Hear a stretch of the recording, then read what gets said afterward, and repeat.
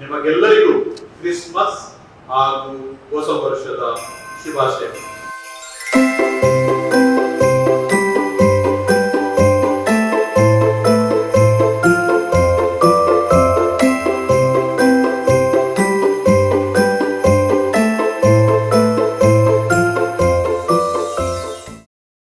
ಈಗ ಈ ಕ್ರಿಸ್ಮಸ್ ಹಬ್ಬದ ಸಂದೇಶವನ್ನು ನಮ್ಮ ಧರ್ಮಕ್ಷೇತ್ರದ ಧರ್ಮಾಧ್ಯಕ್ಷರಾದ ಬಿಷಪ್ ಅತಿವಂದ್ಯ ಬಿಷಪ್ ಪೀಟರ್ ಪಾಲ್ ಸಲ್ಲನ್ ಅವರು ನಮ್ಮೊಟ್ಟಿಗೆ ಹಂಚಲಿದ್ದಾರೆ.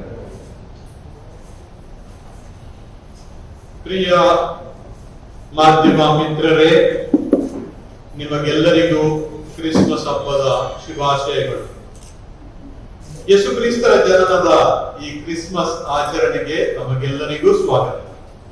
ನಾವೆಲ್ಲರೂ ಮಂಗಳೂರು ಧರ್ಮ ಪ್ರಾಂತದಲ್ಲಿ ನಡೆಯುವ ಚಟುವಟಿಕೆಗಳ ಬಗ್ಗೆ ಸುದ್ದಿಯನ್ನು ಪ್ರಕಟಿಸಿ ಸಮಾಜಕ್ಕೆ ಮತ್ತು ಕ್ರೈಸ್ತ ಸಮುದಾಯಕ್ಕೆ ಸೇವೆಯನ್ನು ಸಲ್ಲಿಸಿದ್ದೇವೆ.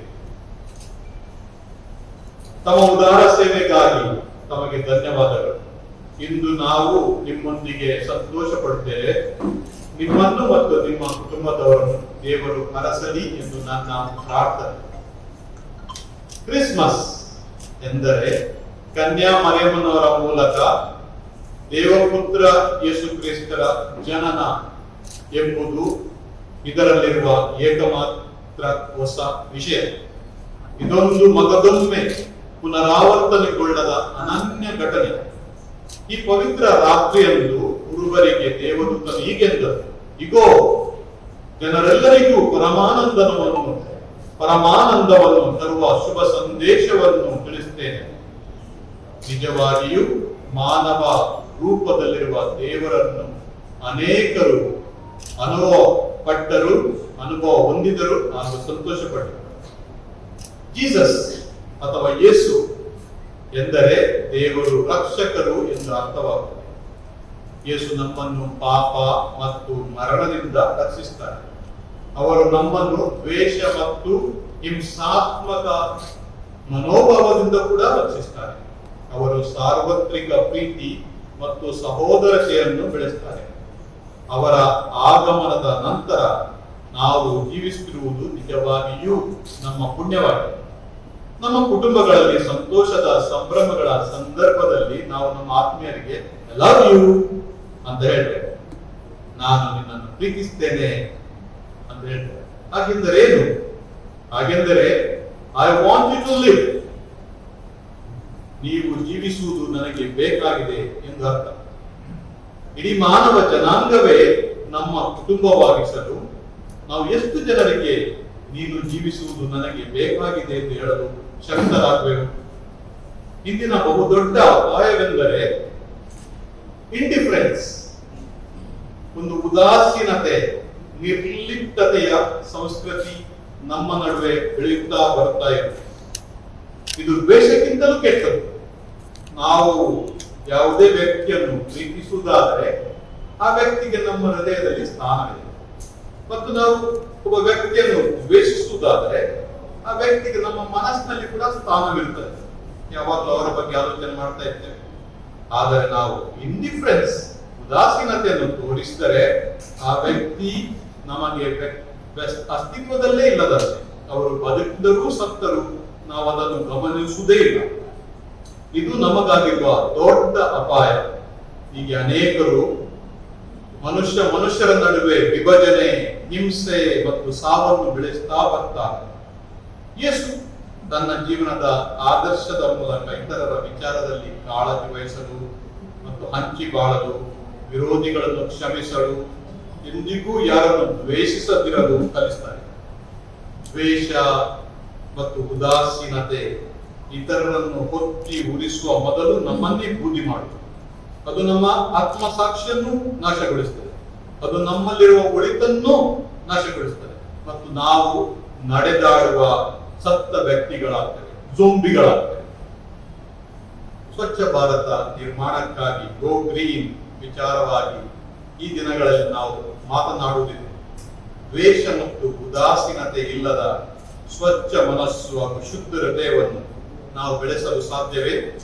ಈ ಕ್ರಿಸ್ಮಸ್ ನಮಗೆಲ್ಲರಿಗೂ ಒಂದು ಶುದ್ಧ ಹೃದಯವನ್ನು ಬೆಳೆಸಲು ಒಂದು ಪಂಥಾಹ್ವಾನವಾಗಲಿ. ಈ ಮೂಲಕ ನಾವು ನಮ್ಮ ನೆರೆಕರೆಯವರಲ್ಲಿ ಮತ್ತು ಪ್ರಕೃತಿಯಲ್ಲಿ ದೇವರನ್ನು ಕಾಣಲು ಸಾಧ್ಯವಾಗಿದೆ. ಈ ತಮ್ಮ ಉಪಸ್ಥಿತಿಯಲ್ಲಿ ಇತರರು ಪರಮಾನಂದವನ್ನು ಅನುಭವಿಸಲು ಸಾಧ್ಯವಾಗಿದೆ. ನಿಮಗೆಲ್ಲರಿಗೂ ಕ್ರಿಸ್ಮಸ್ ಹಾಗೂ ಹೊಸ ವರ್ಷದ ಶುಭಾಶಯಗಳು. ದೇವರು ನಿಮ್ಮನ್ನು ನಿಮ್ಮ ಕುಟುಂಬದವರನ್ನು ಹರಸಲಿ. Happy Christmas. days outside just on this. How is Matthew like this? Last day was time. ನಾವು ಹೆಚ್ಚಾಗಿ ಸರ್ಕಾರ ಏನು ಆದೇಶಗಳನ್ನು ಕೊಡ್ತಾರೆ ಅದರ ಪ್ರಕಾರ ನಡೆಯುತ್ತೇವೆ. ಹೆಚ್ಚಾಗಿ ಆವಾಗ ಈ ಕೊರೋನಾ ಇದ್ದಾಗ ಹೊರಗಡೆ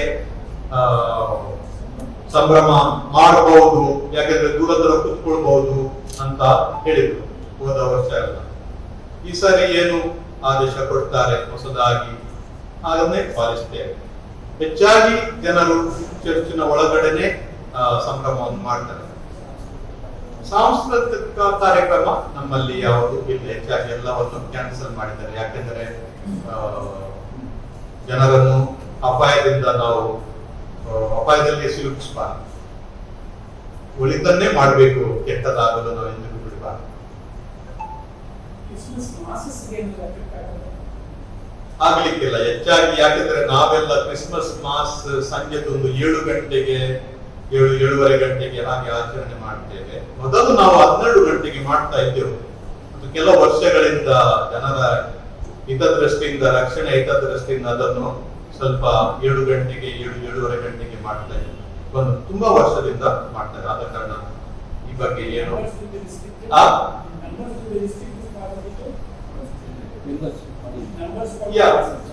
usually we see that people are keeping their social distance and they are aware their protocol, whatever the protocol demands, sanitization, mask. We will ask them to come with the protocol so that they don't put the other people at risk. So that has been practiced and the government knows. The ಸರ್ಕಾರಕ್ಕೆ ಗೊತ್ತಿದೆ ನಾವು ಏನೆಲ್ಲ ವ್ಯವಸ್ಥೆಯನ್ನು ಮಾಡ್ತೇವೆ. ಒಳಗೆ ಬರುವಾಗ temperature ನೋಡುವುದು, mask ಧರಿಸಲಿಕ್ಕೆ ಹೇಳುವುದು, ಕೆಲವರು ಮಾಸ್ಕ್ ಗಳನ್ನು ಕೂಡ ಪ್ರೊವೈಡ್ ಕೂಡ ಮಾಡ್ತಾರೆ.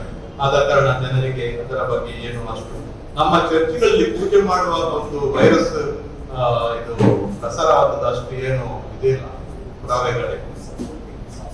ಮತ್ತು ಕೆಲವು ಅನೇಕ ದೊಡ್ಡ ದೊಡ್ಡ ಚರ್ಚ್ಗಳಲ್ಲಿ ಜಾಸ್ತಿ ಪೂಜೆಗಳನ್ನು ಮಾಡ್ತಾರೆ. ಒಂದೇ ಪೂಜೆ ಮಾಡೋದಕ್ಕಿಂತ ಜಾಸ್ತಿ 25 ತಾರೀಕಿಗೆ 24 ತಾರೀಕಿಗೆ ಸಂಜೆಗೆ ಸಾಧಾರಣ ಒಂದೇ ಪೂಜೆ, 25 ತಾರೀಕಿಗೆ ಹಲವಾರು ಪೂಜೆಗಳನ್ನು ಮಾಡ್ತಾರೆ. ಆದ ಕಾರಣ ಅದರಲ್ಲಿ ಏನು